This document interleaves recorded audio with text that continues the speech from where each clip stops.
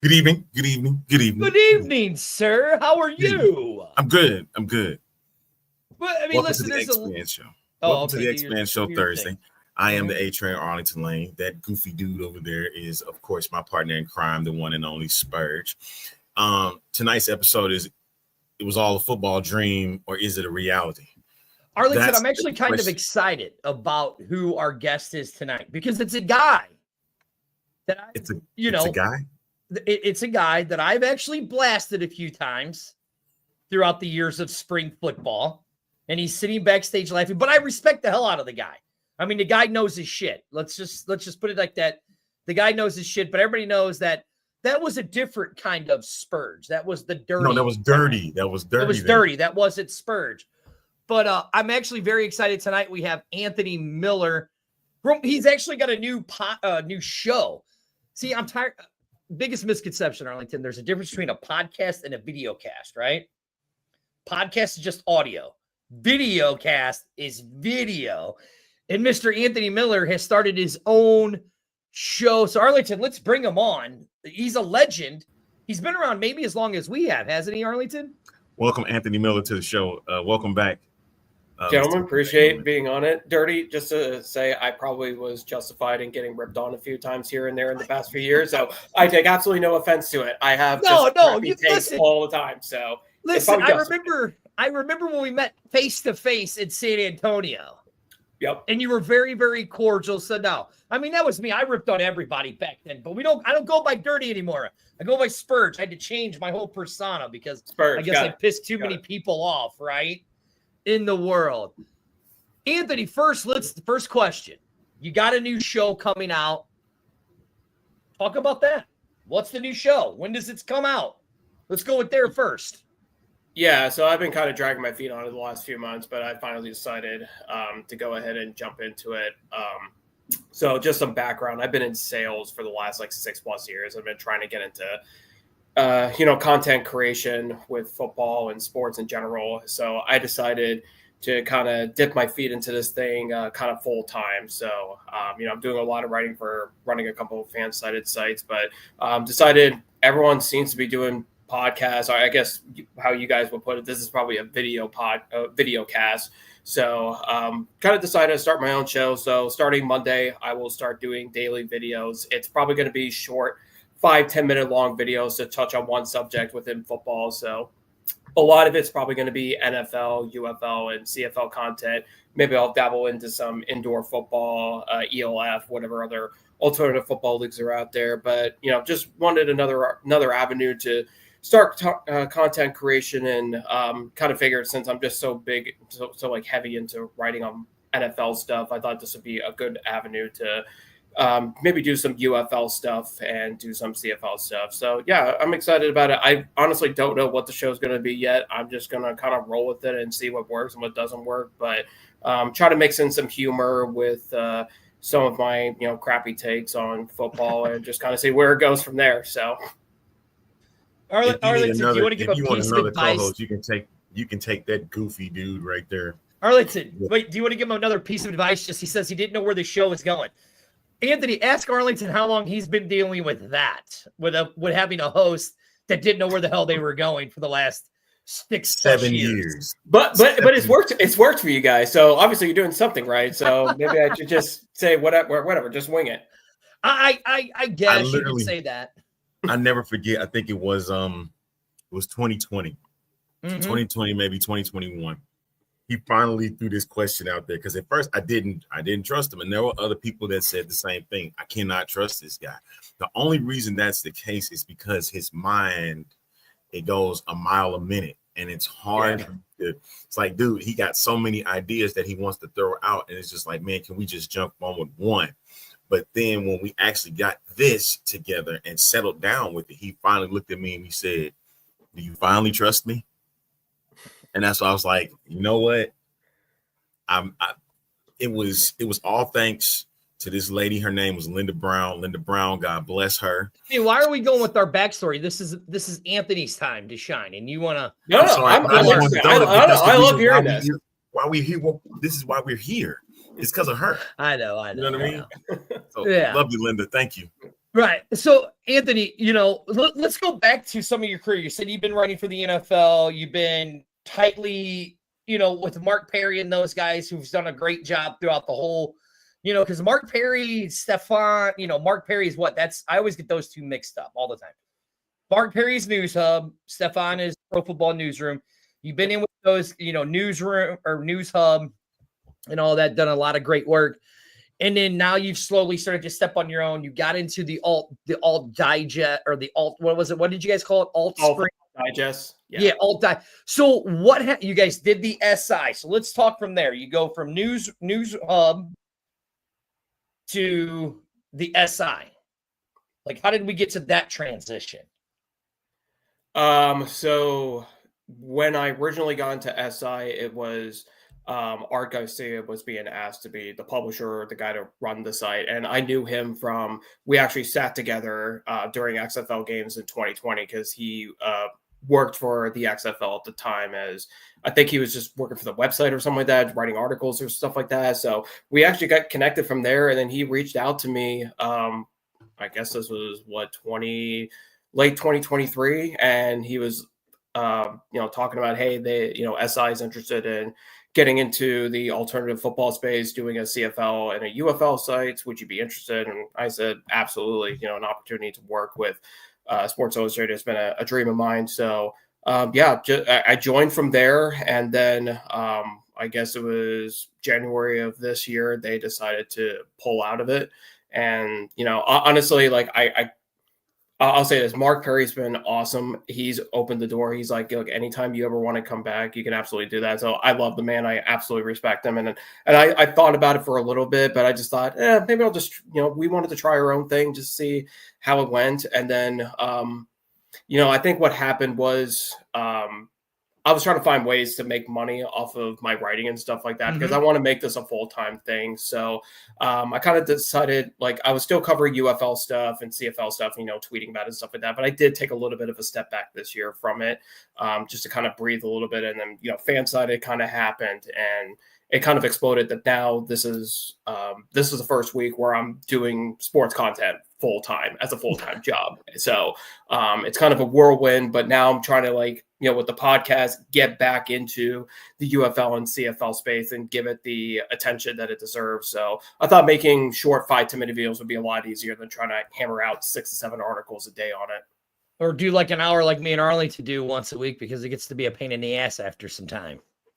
Yeah, I thought about that too. I think occasionally I'll do some live streams and stuff like that, but yeah, I don't know. We'll see how it goes. I'm just gonna wait. I'm just gonna do what you guys do. I'm just gonna wing it and see what happens. There you go. All right, Ted, I know you got a question. Go ahead. Do what makes you feel comfortable, man, when you're doing this type of stuff, man, because just forcing it can lead to a whole bunch of crazy crap. For sure. See what I'm dealing with right now for the last 7 years. Okay.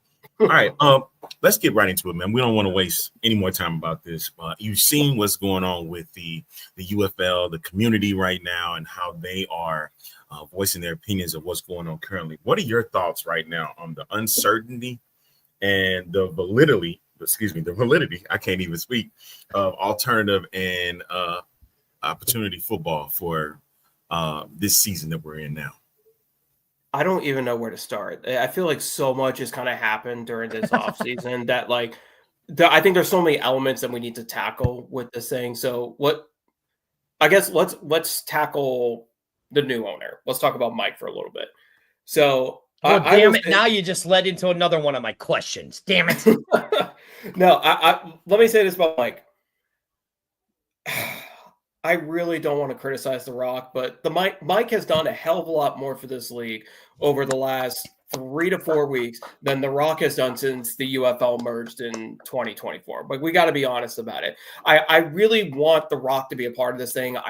He's such a big name, and I hate criticizing the guy because I know he's got a lot on his plate. I know he's focused on his Martin Scorsese film, and I know he's got another big UFC film coming out soon. So I know he's big into Hollywood right now. So I don't want to be too critical, but at the same time, he's had opportunities like being on the Pat McAfee show to talk about the UFL, and he didn't take advantage of it. And it honestly, it rubbed me the wrong way. It's like you have this huge platform to talk about your league that struggled this year, that reduced in attendance, reduced in ratings, and you could have put the league on the map and you didn't do it. At least Mike is going out there and he's tweeting multiple times a week about this league and saying stuff. Now, sometimes it can be a little abrasive, and I know he rubbed people all the way, ticked off today with some of the stuff he was saying, but at least he's out there and being honest. Like he has he has acknowledged like, hey, we didn't do enough in marketing and stuff like that. We want to do better. And then this whole thing with the Save the Stallions thing, like I don't think I've ever seen a league like go hard into, a campaign like this before and try to save a team like this. So I will say I have been impressed with Mike. I don't know if I agree with everything he has been, like his approach to everything, but like everything that he has talked about with like, going into new markets to going into smaller stadiums, trying to go with more soccer, stadiums. And, his game plan is everything that we've been talking about behind the scenes over the last like 2 to 3 years. And it's like, wow, it's almost like he's been listening to us, something that I feel like the league that has been there has not really done. So I'll give kudos to Mike on that. I love what he's doing so far. I am interested to see how he handles the rest of this Stallions thing. Like what happens if they don't reach the 5,000? Like to me, I feel like no matter what, I think Birmingham Stallion fans should feel okay. Like I think they're going to save their team. I think this is just a ploy to try to get people to just hammer out getting these, season ticket deposits. I feel like this is just a sales ploy by Mike to try to get him to do that. But I mean, I can't even imagine what would happen if he's like, oh, you guys sold, we got 4,000 tickets. You didn't reach your number. Sorry, we're moving elsewhere. Like that would just cause way more chaos. For the, we did this in 2020, the hashtag fill the top. We did it with Anthony Beck. And now I'm wearing it tonight on the show. But, fill the top of Protective Stadium. Now, Anthony, let's go to the second part of Arlington's question, the velocity, the volatility of alternative football and opportunity football with all of these leagues out here. As a guy who has seen it from behind, have talked to the people in there, what is your take on this whole volatility of alternative and opportunity football as a whole? I mean, I'm going to be honest. I feel like if the NFL doesn't back up a league, I just don't know how leagues survive.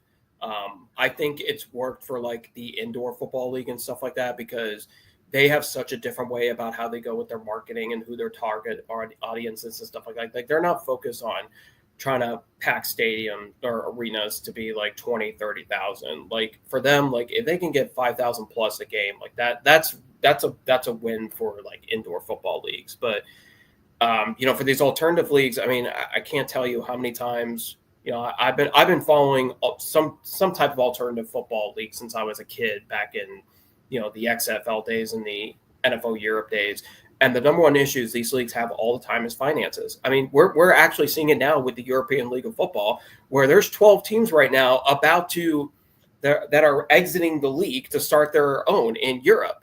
And it's because, the league has apparently not been honest about finances and stuff like that. And I mean, it's always these craziness when it comes down to like finances, not being able to have the money to do it. So I feel like if the NFL doesn't do their part and back up one of these leagues, we're going to continue to recycle alternative football leagues every 3 to 5 years. And I think that's going to be the trend. And, if fans are okay with that, I mean, we've gotten used to it. Like, it is what it is. It's all part of being a fan of these leagues is that, like, okay, maybe we have 3 to 5 years. Like if you get five years, like that's so impressive in itself. You consider that a massive win. Like the UFL is about to enter season 3. Honestly, with all the crap that's been going on with it, it's pretty impressive that they've been able to last this long. So, my feeling is if the NFL never gets involved, these leagues are never going to last. Okay. See, look at Arlington's face. You just really made him upset, Anthony. You just really that's his sourpuss look face because he doesn't want the NFL involved in this league. But Anthony, okay. Well, hold on. Why is that, Arlington? I have a really good question. Okay, go ahead, Arlington. Answer the question. I've always felt that the United Football League or spring football is its own entity. And I understand the funding part, finances, all of that stuff. But my thing is the UFL, XFL, all of them was built for us to make stars for that league. Now, if we're going to be real with ourselves, a lot of these guys, I get it. They're getting opportunities. There's over 1,000 workouts that the UFL has boasted. But here's the thing. A lot of them are not going to see the NFL field. Let's just be honest here. They're not going to. And because of that, you build with what you have. Like when we had AJ McCarron, he was considered a UFL star. He was an XFL star. When we had Brandon Silvers playing with the Roughnecks, in my opinion, he was an UFL XFL star. My thing was you had Peyton, we had Jontre Kirkland. And I'm thinking about the guys from 2023. Remember, we had PJ Walker, Cam Phillips in 2020. We could have built around those things, right? When the St. Louis Battlehawks had Jordan Teamu, we were building around him. And granted, that was the thing that I was focused on. Like, I really believe 2020 could have been that type of league where they didn't need the NFL's help. And if we didn't go through COVID, I keep saying this all the time, maybe we just finished the sixth season of the XFL and we may have more teams in this mix. We're at 10 teams probably in year 6. But it put a vertical hold, and I'm like, why didn't The Rock take what was in 2020 and pull that in with this go around here? I don't care about you yawning, man. But that's how I feel. I mean, you have a good point. I think the issue is the difference between The Rock and Vince McMahon is Vince McMahon knows how to market the hell out of something. Oh, yes, he does. He knows how to bring the appeal in something. And that's why it worked with the XFL in 2020. And I agree with you. I think 2020 definitely could have worked. But I don't think anybody knows how to market these leagues and how to make superstars out of players. That's been the issue with every single league, maybe outside of 2020 XFL. I think they kind of figured out how to do it. But the CFL is kind of going through something like during the offseason, the Edmonton Elks GM kind of talked about, well, there's no superstars in the CFL. And everyone went into an uproar because I think the CFL has actually done a decent job of being able to find like key superstars like Nathan Rourke and be able to build around them and build some excitement. That's something that I think the UFL needs to do a lot better of and really push for these players. Like tonight, I think like Bryce Perkins is about to hit an NFL field tonight. And, I don't think they've really done as much with that as they could. I need to check on social media if they've done anything with it. But I mean, I agree. They need to do more on like marketing the superstars, but I don't think the league knows how to do it. And that's because, let's be honest, half the time the interns at Fox are the ones that are running social media pages and stuff. And they're not paying attention. Like half the time they have mistakes in these posts because they're not paying attention to the league. You need to have people who know the league, who know these players and know how to tell their story. That's why I think the UFL should consider like having like guys like you or like James Larson or bring these guys that are content creators of the league and bring them into the league and have them help out with like content creation and stuff like that and market it because they know the players better than some intern at Fox who's being told post once a day with the Houston Roughnecks account. Right. Yeah. Now, Anthony, this show, it's called the X-Fan Show. This is the X-Fan Show. I'm Spurge. That's my partner in crime, Arlington. We're with the great Anthony Miller, who's launching his new, you didn't even say the name of your new show that launches on Monday. Oh, yeah. Average Football Talk. The Average Football Talk that you can find on YouTube. So go like and subscribe. Now, Anthony, we are the fan show. So a lot of our show is dictated by the fans. And I know you probably know this guy here, the mayor of the UFL, right? Yeah. So he says I want to get your take on this. He goes, there was no opportunity for the fan bases of the Tampa Bay Vipers. And then he also says the Vegas Vipers, the New York Guardians, the Orlando Guardians, the Wildcats, the OG Roughnecks, the Sea Dragons to buy their way into consideration for continuing operations. He says the Stallion fans should embrace the challenge. It was not stated as a deadline. What is your take on that? Well, I mean, I honestly feel like it's been a challenge for every city except for St. Louis in terms of trying to establish some kind of, market within their Look, ultimately, what needs to happen is the UFL needs to stop with this Arlington hub and get players and coaches into their markets. That's the only way you're going to build fan bases.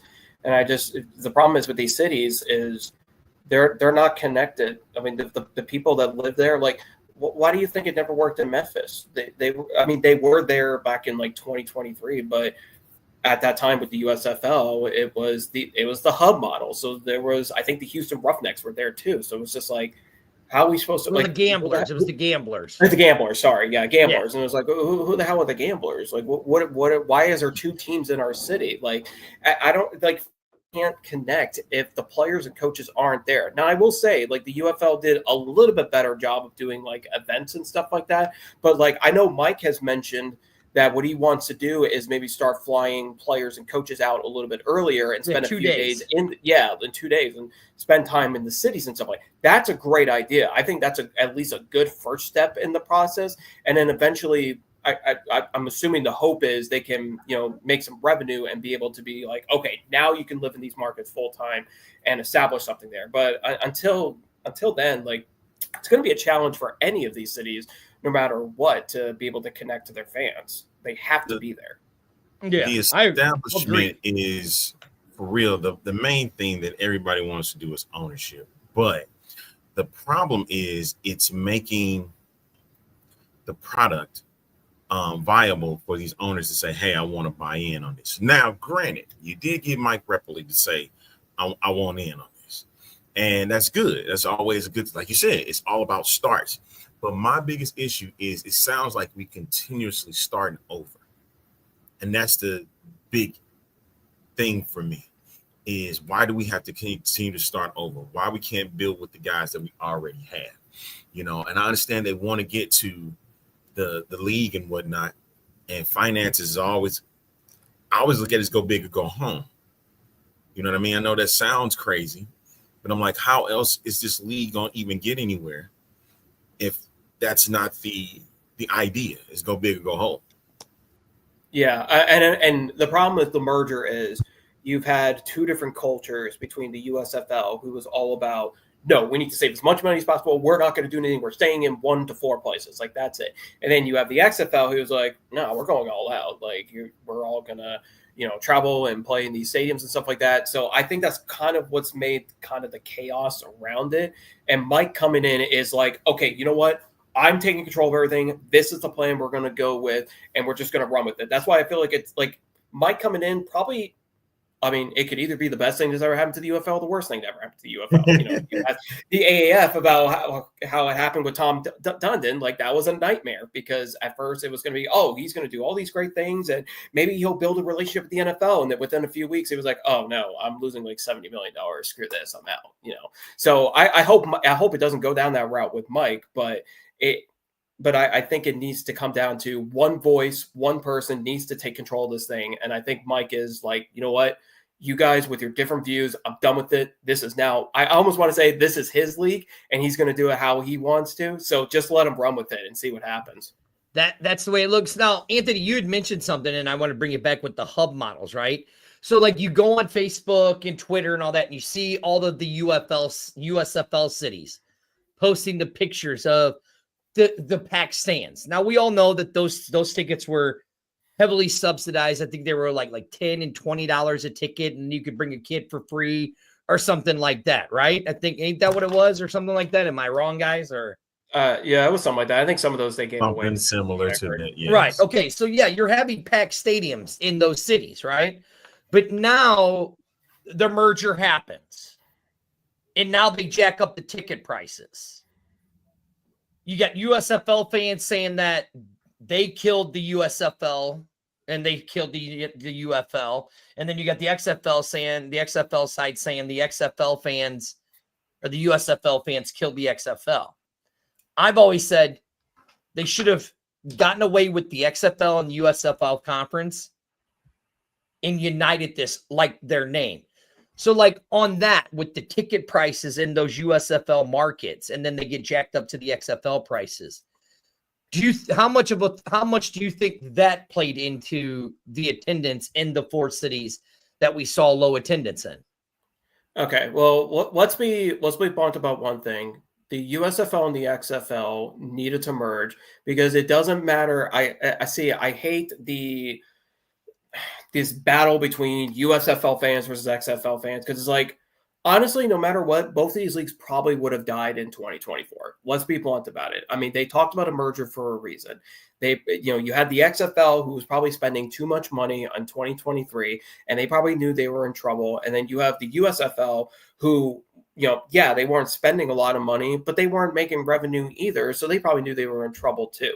So I want to call it how it is. Both leagues were probably going to die within a year or two, and they needed to make the merger happen. And then what was the question, Dirty? I almost forgot because I get so annoyed by the USFL versus XFL stuff. It's just like so do we, annoying. And it divides up the fan base, and it's like that's not the point of this thing. Like we were supposed to come together, make this thing work. Like I agree with you about the USFL and the XFL branding should have been gone. That should have been done in 2024. Like if you wanted to keep the team names, so be it. But even like changing team names, I think probably wouldn't have been a bad idea either. So, but I mean, it was and we said it is that when because JR says right here, he goes, man, I can't say that they jacked the ticket prices up. St. Louis didn't go up much. Michigan was pretty cheap, and Birmingham had $10 seats with $10 tickets with a sweatshirt. But like you said, in 2022 and in 2023, it was $10 seats. You got a free ticket and got to bring a kid in. That didn't happen when the merger happened. Yeah, and here's the thing with Birmingham, and I'm going to try to be as nice about it as possible because I actually think Birmingham is a city that can absolutely work, and I think it has proven that it's worked. But sometimes the fans kind of rub me the wrong way because I feel like they're very entitled. I feel like there's always some kind of excuse on what's going on. It's like, well, there was a holiday, so we can't have fans come out. Or, oh, the weather is too hot. Like, you got to play the games at a certain time. Like, at some point, you just got to be like, look, if you want to be a legitimate league, you want to be a legitimate market for a team, like, you're going to have to raise prices. Like, $25 is not that bad for tickets.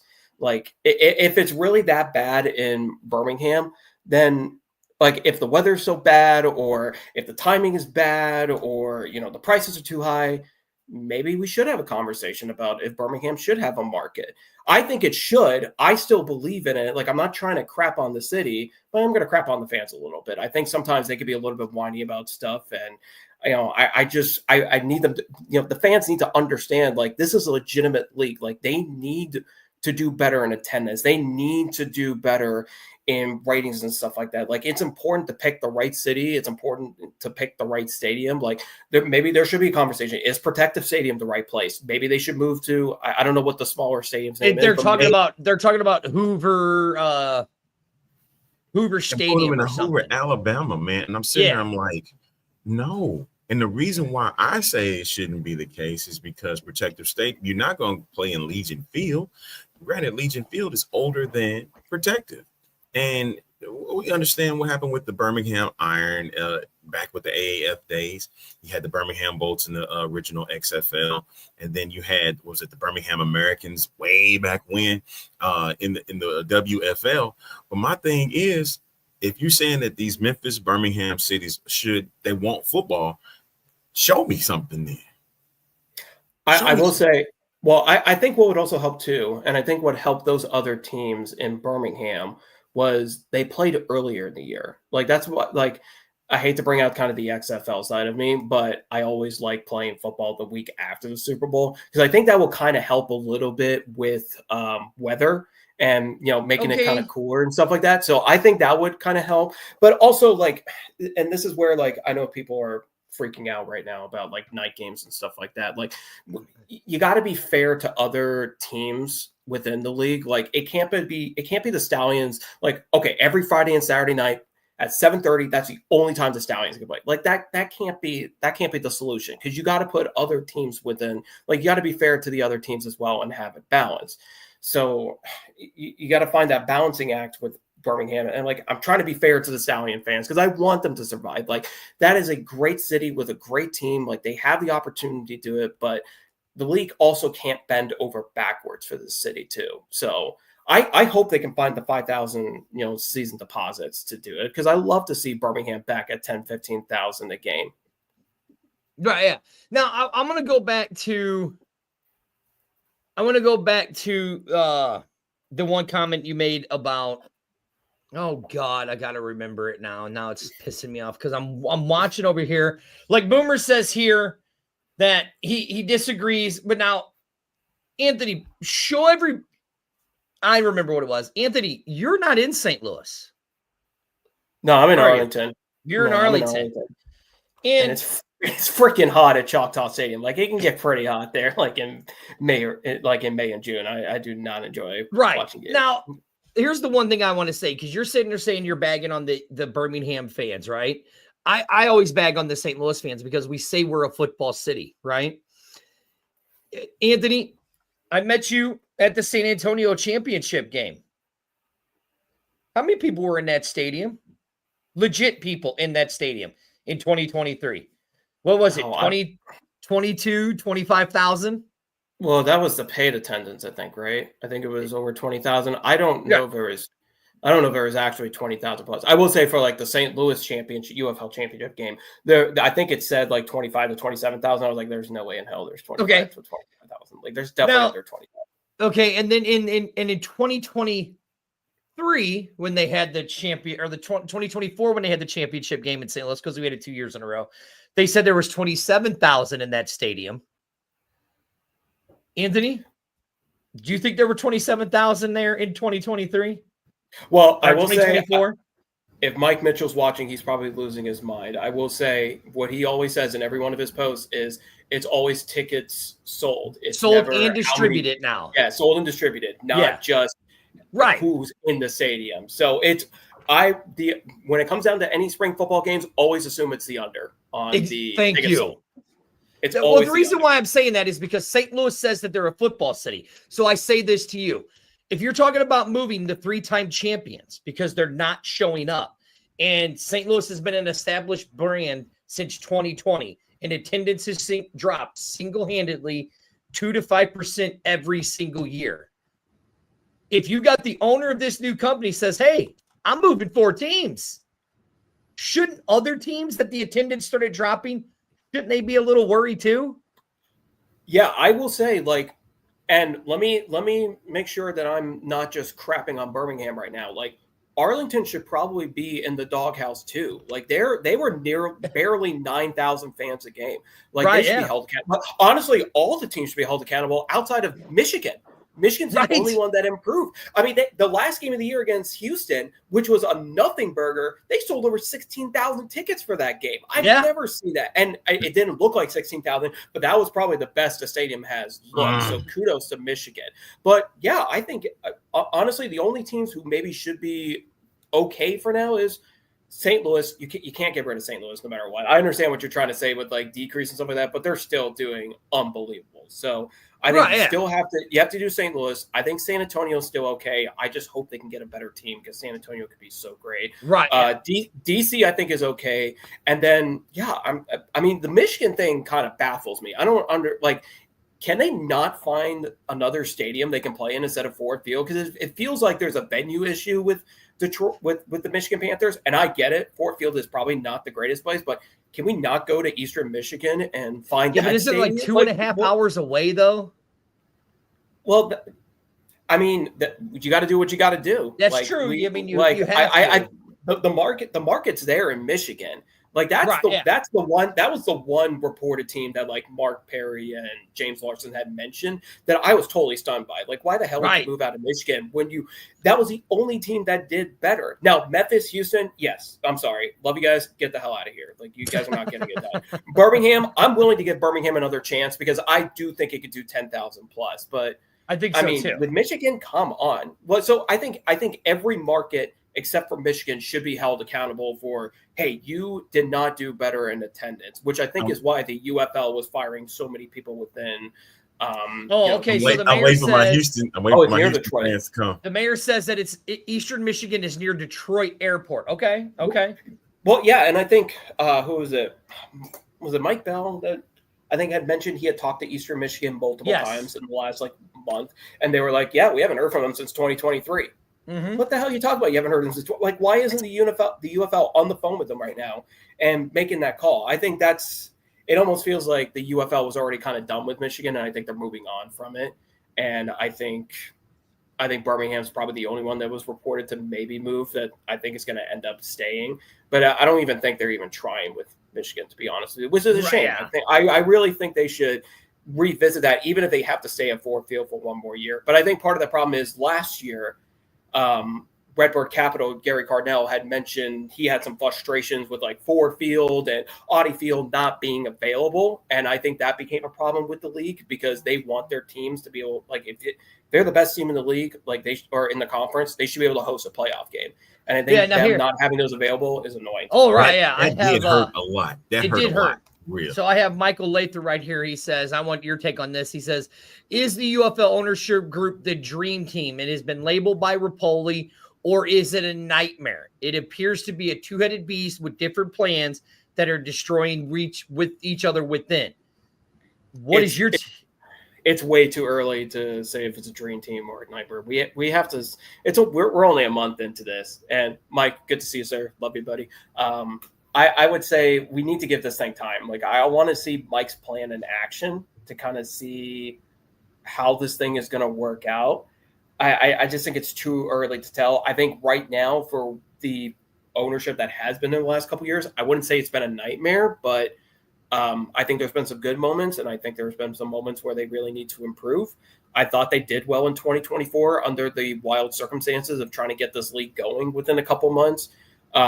Last year was just not good enough, and it needs to improve upon that. So I think we have to see how 2026 goes before we make any kind of label on if this is truly a dream team or a nightmare.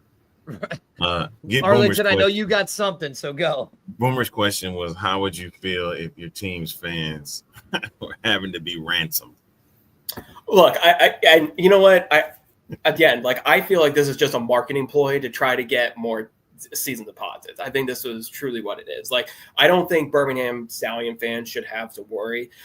If this ends up being the case where they actually pull them if they don't hit the numbers, all hell is going to break loose. And I think the UFL is going to destroy a fan base. So I don't think I really hope the UFL is not, that dense enough to allow this thing to fall off and be like, forget it. I truly think this is just a way to be like, hey, we're trying to get tickets sold. And Mike is almost putting the sales team on his back and kind of showing them, this is how we need to do it, guys. This is how we need to get tickets sold. And if they can see the success of getting even, 3,000 to 4,000 deposits, like, I still think that's a major win. So I think for Birmingham, I would say for now, you guys don't have to worry. I think they're going to stay for another year there. Let me tell, I don't know if you've ever heard this story, Anthony, but we talked to Oliver Luck back in 2019 about having St. Louis in the XFL and stuff. And one of the things that he told us was he was very shocked at the fact of, at the beginning, how St. Louis all came out, because he wasn't expecting that. Now, he was expecting 10 to 15,000 fans per game during 2020, and that was everybody. Yeah. But he didn't know that St. Louis was going to actually come out. Do you feel that could be the same level that Mike Repoli has to do to make this thing work, get somewhere between the 10 and 15,000 fans for each city, or whoever's going to be participating in this?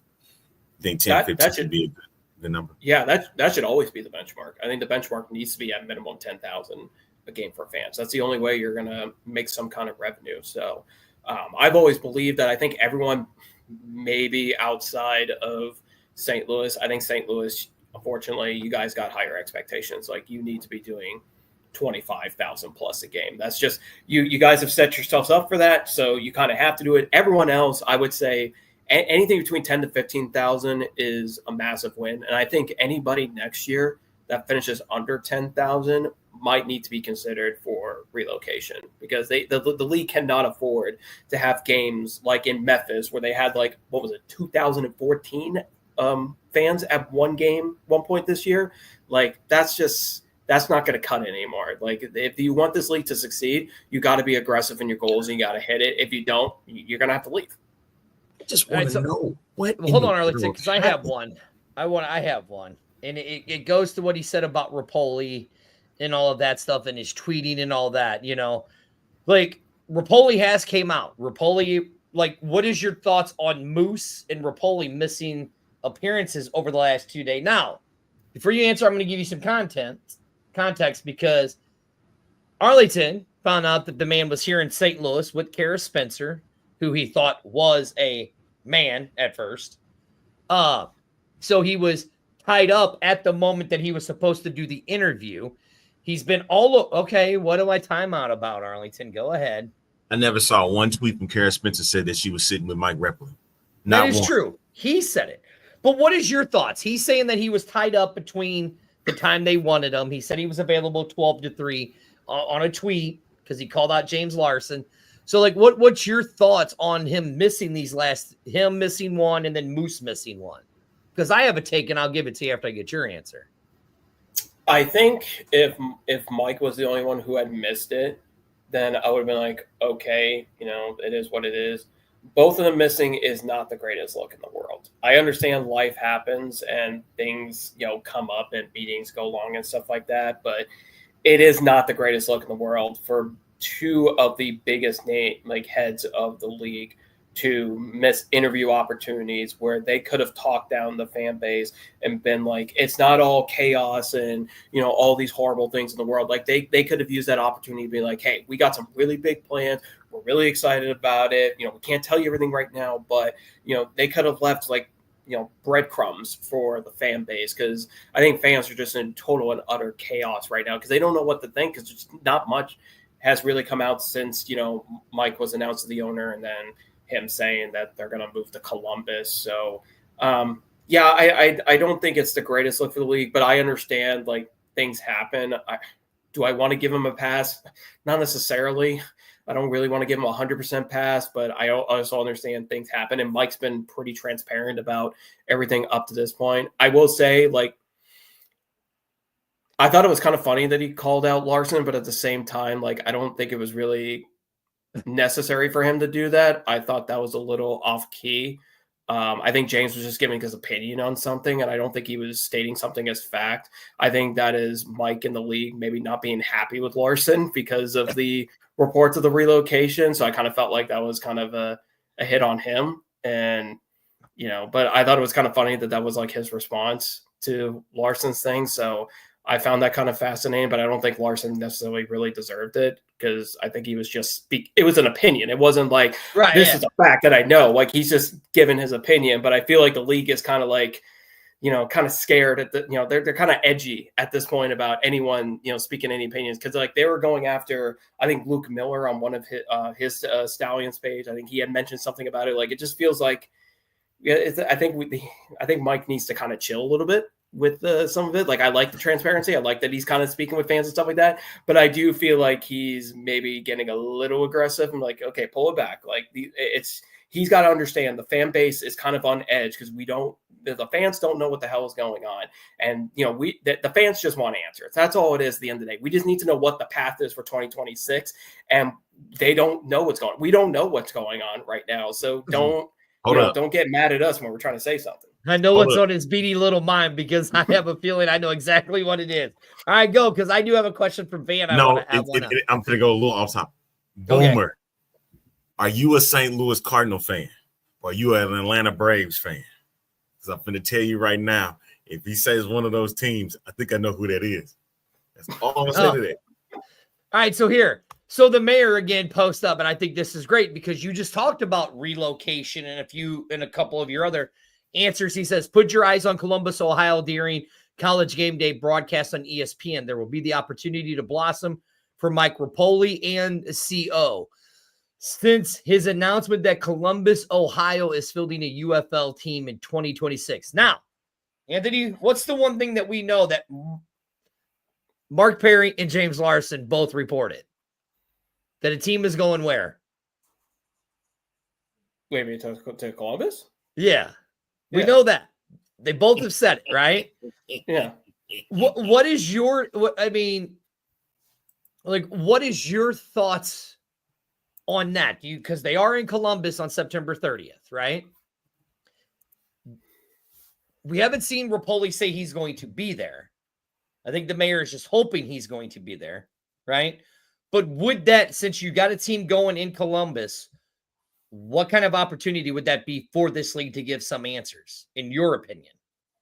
Well, Mike has said that he wants to have 2026 plans finalized by mid-September. So I guess that would kind of fit with the timeline. And they have used College Game Day in the past to talk about UFL stuff. So I think there might be some validity to it. They may actually do it. But, at the same time, recent memory is seeing that when UFL people have been on these ESPN shows, they haven't taken advantage of it. So I don't know how they're going to do it. That would be a good opportunity for them to do it. But I think I'm just going to kind of wait and see. I think everyone's just in full panic mode. I'm just like, you know what? I'm just chilling right now. Like they're going to announce it when they do, and whatever happens at this point. And, the mayor said he'll be there on August 30th. He'll be there. So, I mean, look, I think it'd be a great idea. Now, Anthony, you're the marketing guy, right? You got a team going to Columbus. I mean, if you're the guy that's owning this league, what would you do? Would you take advantage of it? Absolutely. Yeah. I mean, if you got the platform to do it, ESPN's a great platform, and obviously it broadcasts the game. So it would make total sense to at least announce something with Columbus. But I think at the same time, like, you can announce Columbus and all that, but I think the real question fans want to know is, who are they replacing? That's the real question. And I don't think they're going to do it then. I don't think they're going to announce it then, because they don't want to announce something negative with it. They want to announce something positive. Like, hey, we got this new team and it's all good. But they're not going to say, oh, we're taking away Memphis. Like, that's not what fans don't want to hear. Like, we know Columbus is a place. You already said it. Like, that's not anything new. Like, even if you say, well, what the team name is something, oh, okay, great. But that still doesn't answer a question. The real question fans want to know is, who is leaving the UFL? Like, who is losing their team? Because that's where the drama and the chaos is being caused, is that nobody knows who the hell is being saved. You already started that. You've already stirred the pot. So now you need to go ahead and just be transparent about it. All right, so let's do this. The biggest issue is transparency.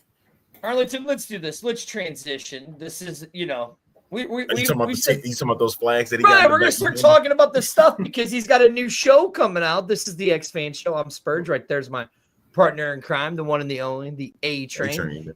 We have the great Anthony Miller, who is starting his new show, the Average Joe Football Talk, right? Average Football Talk. Average Football Talk. Right, okay. Yeah. I always mess everything up on purpose because I'm a moron. So let's talk about it, because we were talking about this me and Arlington talked about this last week because we didn't want to talk about the negativity in football. We broke it down, and we want to get your take because you got all the little banners behind you. So our top 5 teams, Arlington, do you have them up by conferences? Do I have them? I don't even have them. You should still have them in the thing over here, right? You should still have them. Let me see. No, not here. You don't. No, they'd be on yours, bro.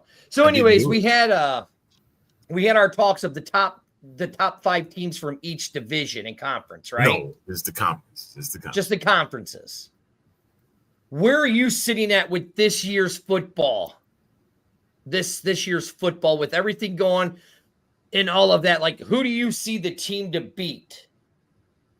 Or is that going to be one of your first topics? Are you going to say that to it? Are you going to really say that to him? Do you know who his team is? Yeah, I do. That's why I want to see. That's why I want to see what he says.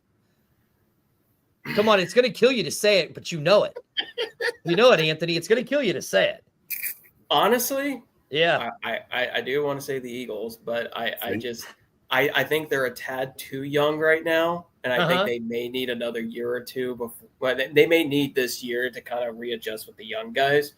The team I'm watching is Buffalo Bills. They've been on the cusp every single year of like having this breakout season. And I really do believe like something special can come out of Buffalo. Now, I know Boomer's been crapping on me, but I will say he is right about the Bears. The Bears, that's defense. My team. So I'm actually running for fan side. I'm running the Bears site, and I've been watching a lot of Bears stuff and been following on their the team and training camp and stuff, and that defense is freaking good. Now, I don't know. I don't think they'll make the playoffs necessarily because I think there's going to be an adjustment period. I'm going to get you Arlington. A year or two and get a year or two. I think the Bears could be something because Dennis Allen's got something pretty special. He's got something going there. Half of that secondary's been injured, and they were still able to shut out the Bills. Like, I think that's pretty impressive in itself. You see this Bears defense healthy, especially that secondary. They could cause some damage. I don't think they'll make the playoffs this year, but they'll be pretty good. Okay, all right. That's what I wanted to know. Were they a playoff team? You said no, so okay. All right, Arlington. Anthony, I want to ask you a question. Arlington has this love affair with a certain quarterback who is number 4 on a team's depth chart. In Shakur Sanders. See, right? We'll butcher his name again, man. I do it just to irritate him. Yeah, let's see how it irritates him. I do it just to irritate him. Shador Sanders. Yeah. Anthony, will you follow this stuff a little more than I do? You're running those fan sites, your stuff like that. What are your thoughts on Sanders? Because you want mine. I don't think he's a very good quarterback because he's only played in one system his entire life. Yeah, he had one good game in this preseason, but he played the number 3s. What do you see as a guy who is looking on the inside and all this? What do you see this kid's future as an NFL draft pick? I think he's going to be at a disadvantage no matter what at this point because I think he started off the wrong foot. He screwed up on his interviews because I think he kind of let his ego get the best of him. And I think it's a shame because I actually like Shador Sanders. I think he was one of the best quarterbacks in the draft class. I don't know if he was number 1, but I would say he was top 3 in that draft class. Like, do I think he's better than Dylan Gabriel? Yeah, I do think he's better than Dylan Gabriel. I think he absolutely deserves a shot at starting, but I don't think he's ever going to get a fair shake because, I think he rubbed a lot of teams the wrong way where he took the interview process approach to saying, no, you guys are interviewing me. I'm not interviewing with you guys. And I don't – NFL teams don't like it. Now, I will say I think he's – I obviously don't know what's going on behind the scenes. Public wise, he does seem like he's, matured a bit. I think he kind of learned his lesson. Like, and look, when you lose $10, $15 million of potential revenue because of your interview mistake, I think you learn pretty quick that you need to mature up and be a team player. So I think he learned his lesson the hard way on that, but he seems to be on the right track with things. But I mean, Cleveland is such a terrible franchise to be a part of, so he's never going to be successful. Like, even if he starts, like, that team is so trash. Like, it's not even going to be worth it for him. So I think he's already behind the 8 ball in his career, and I just don't think I don't know if he's ever going to get I don't think he's going to have the career he wants because he just got screwed with being. All right, so now this is where I'm going to shock my partner, and Anthony, I want your take on it. See, this is my surprise question for you. He didn't know I was going to ask you this. So as I watched this, and I was online, and I was reading an article, and just like you said, he was behind the 8 ball. And I even told Arlington, I said, the kid's not getting a fair shake because who his dad is. I think the Bears should trade him to a different team that actually, or the Browns should trade him to a team that could actually maybe use a quarterback and maybe to a team that would fit his system. Like, what are your thoughts on that the Browns should trade him, get a 6th, 7th round pick for him to another team to where he might actually have a shot? Like, what's your thoughts on that? I shocked you, didn't I, Arlington? See, I'm giving the kid a fair shake. Say, trade him to a team. I got something for that, but go ahead. Like, what do you think? I think that's I'm trying to think of teams right now who would need a quarterback that would be good. I mean, I would say New Orleans. I mean, New Orleans is kind of a dumpster fire, but I think he would at least start there. And, they are adding young pieces to it. Like, Kellen Moore is a very good offensive coordinator. I think what's good about Kellen Moore is, and obviously I'm very biased because he was the Eagles offensive coordinator, but the one thing he did really well last year is he tried to be a passing offense with the Eagles, and it just didn't work. They were 2-2. He readjusted and he changed his system to be more of a running team, and we lost 1 game the rest of the year. So I think Kellen Moore is really good at kind of adapting to what he has with his team. And I think you bring someone like Shador Sanders, who's He's got the size, like he's got the build to be a starting quarterback in the league. He's shown some good mobility. I think he's got a good arm. I think I think decision making is kind of where he needs to work on a little bit. I think sometimes he tries to play a little too much hero ball at times, but I think you put him in New Orleans with Kellen Moore, and Kellen Moore maybe puts him in an offense that maybe will run the ball a little bit more, especially since they have like Alvin Kamara. I think that would be a better fit for what he does versus Cleveland, who's, I don't they don't have Nick Chubb anymore, so I don't even know who they don't. running back is. See, Arlington, I shocked you, didn't I? Give the kid a fair shake. There's a team right now that could use him because they have two quarterbacks that don't know what the hell they're freaking doing at this point. That's the Indianapolis. Yeah. You don't know what you're doing with Daniel. You say Daniel Jones is a starter, but Daniel Jones is a glorified Mark Bolger. And Anthony Richardson pretty much just talked his way out of a starter's job. Well, and he's injury prone too.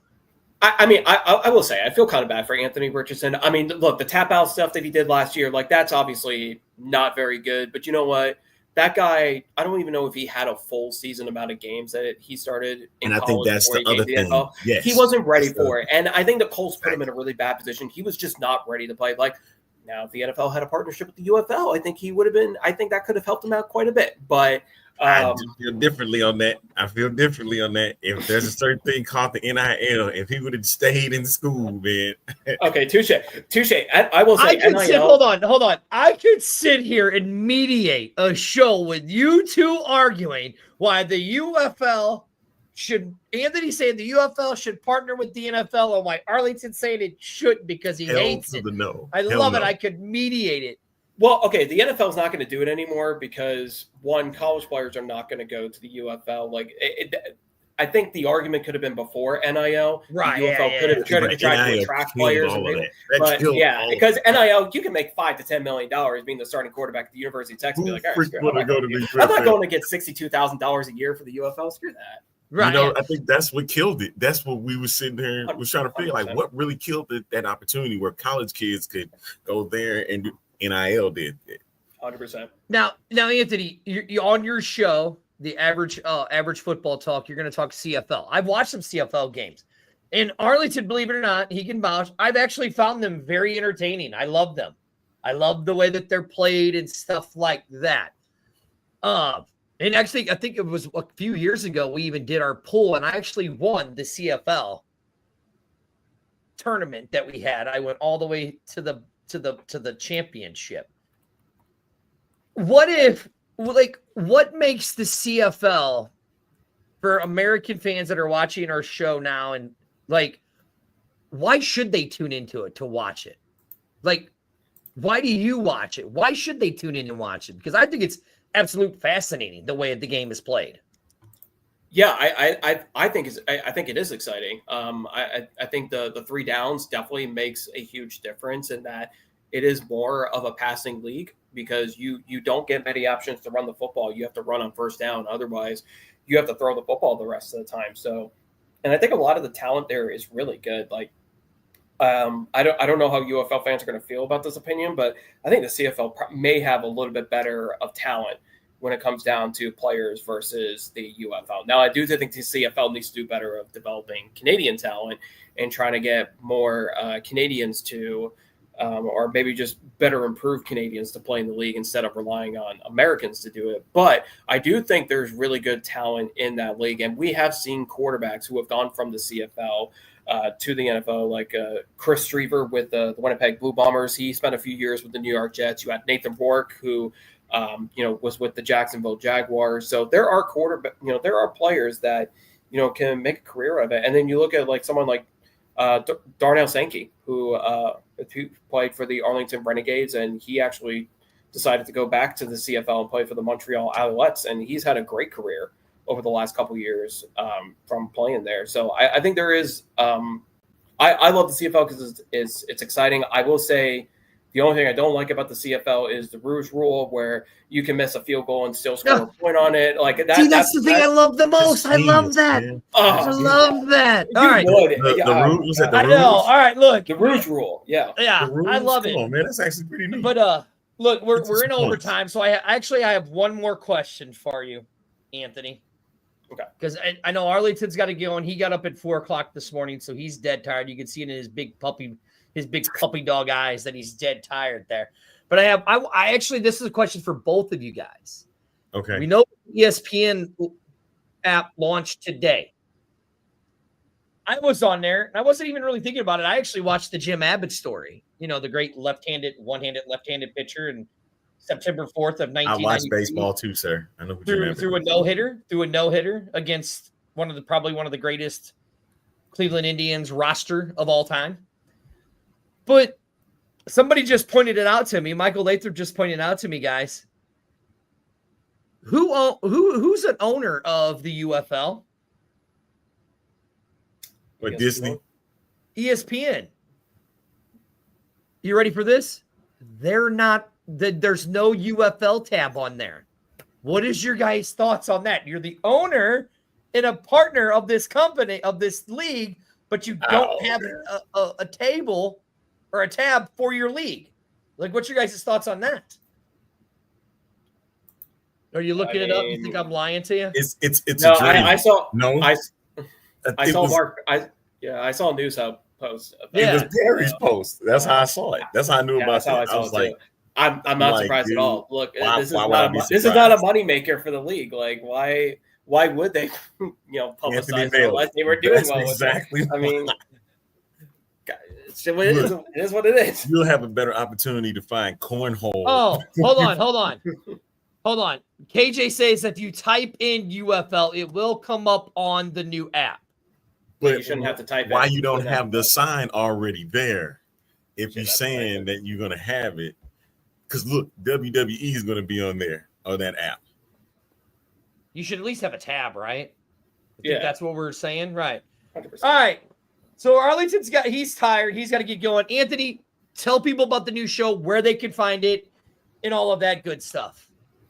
Yeah, so Average Football Talk, first episode is going to be Monday. I have no idea what the topic's going to be. May have to dive into the UFL stuff again. I don't know. Maybe I need to piss off some Birmingham Stallion fans a little more. I don't know. I'll think about it. But, be a daily show, 5-10 minutes, just going to talk about one football topic a day. So a lot of it's going to be CFL, UFL, and NFL stuff. So make sure to check it out on YouTube. You can just search Average Football Talk. And, if you follow me, I'll make sure I'll be posting stuff about it, but I'm excited, and hopefully I can get on the same level as these two fine gentlemen with the show.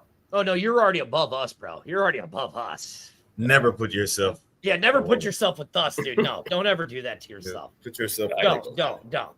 Hey, if you ever need somebody to come on and talk nonsense, I mean, we'd be more than happy to come on and talk. I think what he wants to do is have me argue with you on some stuff. Right? Yeah, I just take your show over and I'm down for it. Down for it anytime. Let's do it. And Boomer, last question. Boomer says, "What time on Monday?" I'm planning on recording stuff the night before so I can post it up Monday mornings at like 7 a.m. Central Standard Time. There you go. That Monday morning quarterback stuff. That'd be great. That is good. You should do it right after all the games on Sunday. Do you record? Well, all the games are being played tonight and tomorrow night, so it has to be on. True. That's true. But I'll still talk about the game. So there you go. All right, that is Anthony Miller, the great Anthony Miller. Thank you for coming on. I still love you, man. I still respect you, even though you don't like me. It's all good. I still respect you. Oh no. I don't hate anybody in this space. I love everyone in this space. And trust me, me and Arlington are getting to that point where, like, Jesus, we can't even tolerate each other sometimes in this space. He is the Average Football Talk Show host that is going to premiere this Monday. He says dropping at 7 a.m. Arlington, we got anything else? No. Goodbye. All right. We'll see you. Thank you, Anthony. See you, Joan. Appreciate it.